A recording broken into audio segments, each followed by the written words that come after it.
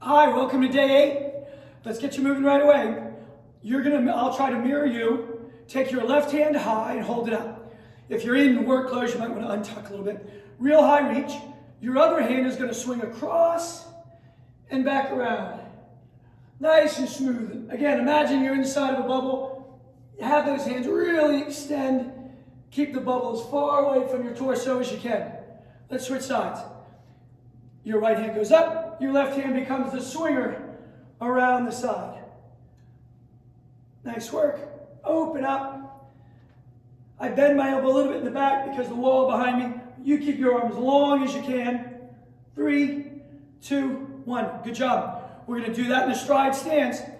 I want to get some length and stretch in your trail hip. So the longer the stride stance, the better.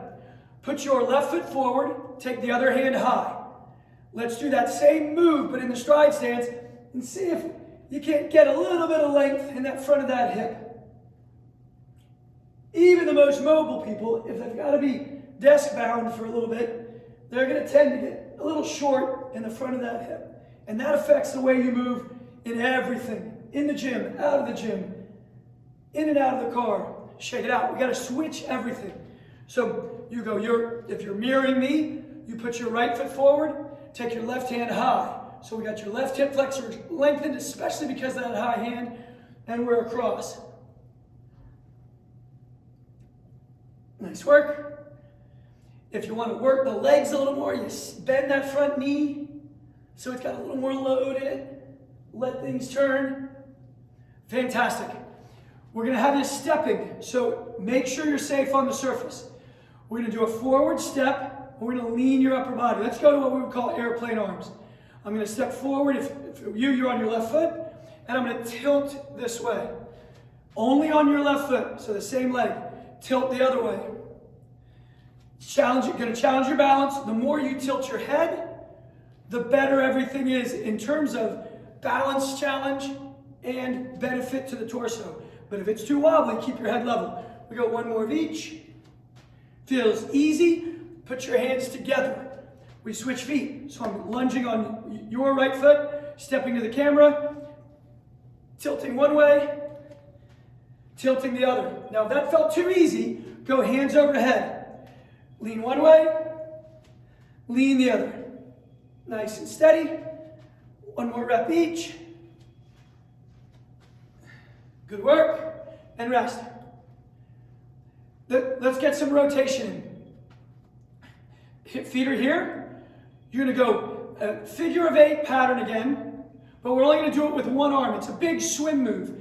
Down and across, up and around. Down and across, up and around. Good. Down through the middle. Only going down through the middle today. Let's switch hands. Down through the middle, up and around. Good work. Up and down in the hips. 3, 2, 1. So that got the legs ready for a little bit of isometric squatting. If you need to, put your hands on a desk, hands on a wall. I want your feet pretty close together. I want you to sit down in a squat. From a side view, hips go back like you're finding a toilet seat. Sit down there. You can lean a little forward. I want you to hold that, and I simply want you to pulse up and down a little bit. If you want to get some real feel in your legs, get lower. Keep your heels down. If you need to, you're tall, but you're riding a horse. You're in the saddle, bouncing up and down. 3, 2, 1. Good work. Now we're going to go down in the held squat, but we're going to move in another direction. So I'll face you for this one. Widen the feet a touch. You're here. Hold the hands out in front. Turn a little one way, turn a little the other. And you'll feel your hips and knees and feet have to adjust with that. If it feels easy, you can go faster. Just don't go too much further. It doesn't need a lot of room, rotation to get the job done. 4, 3, and rest. We've gone front to back, up and down. We've gone rotationally. We go a little left to right. It'll be a single arm reach. Down, I wouldn't go super low on this one. You can feel it once you get in there. Here, reach one hand, reach the other. Keep going, glance at the screen. Try not to lean forward or get the hand too far forward. Go to the ceiling if that's as far as you can get. If you're feeling good, try to get over the top. Stay low in those legs. Get a little workout of them. 3, 2, 1, and rest. Yesterday we did an isometric where we squeezed the front side. Now we're going to engage the back side. Take your hands, cross them over. All right?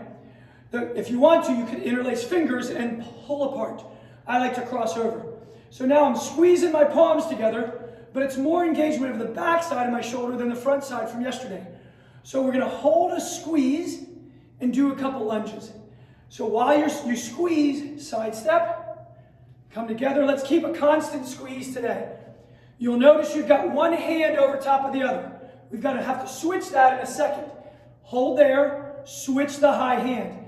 If one of the shoulders doesn't like it, be nice. Don't push hard or go back to the combination that it liked. Sitting in the hip. Good work. Pull it apart. Engage those postural muscles on the back side of that shoulder. 3, 2, 1. Fantastic. Thanks so much for the effort. We're getting into some good stuff. I'm a little sweatier than I was in the first couple from last week. Thanks so much for joining us.